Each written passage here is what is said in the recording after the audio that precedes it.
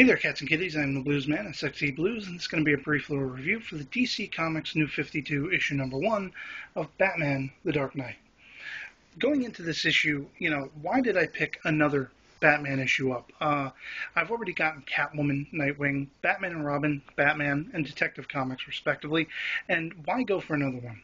And frankly, the cover wasn't that spectacular, but the art inside is actually pretty snazzy looking. And but lo and behold, when I get it home and I read it, I figure out that this is essentially Batman number 1 all over again. The key plot points that will appear in both Batman number 1 and Dark Knight number 1. Bruce Wayne gives a speech to the wealthy citizens of Gotham.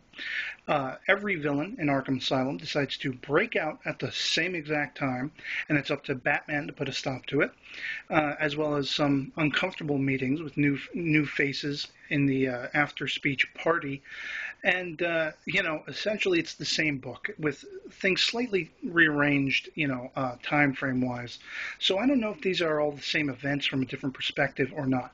I find it a little hard to believe that, within the space of the same month, Arkham Asylum could have every villain deciding to break out at the same time twice. So I don't know. It's a little confusing, and it's a little muddled in that it's the same thing I've already read to a degree.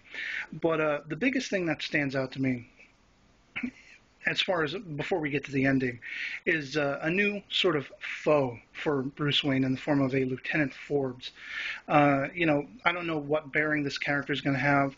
There's also another female character that debuts, and we have a little snip of what I've heard rumors of the new villain being, which is this sort of white rabbit decked out in lingerie chick that we see for one panel, and it's like, WTF? What is this? But the final page is what has me a little bit intrigued, and unless they go forward on explaining that a little bit, I don't really see going for number 2. But the character it involves, it's more to do with the size of the character. Suddenly he's this big hulking brute, and it's like, what's going on with this? And that's the only thing that really holds me. So that's all I have to say on it. And as far as showing a page for this particular issue, I'm going to go with the debut of the female character, who I don't know what the bearing is in the story. Jaina Hudson has an entire panel dedicated to her less than subtle curves. And the point of this is, what is the point? DC has come under fire recently with upping that sexy ante, if you will, in stories.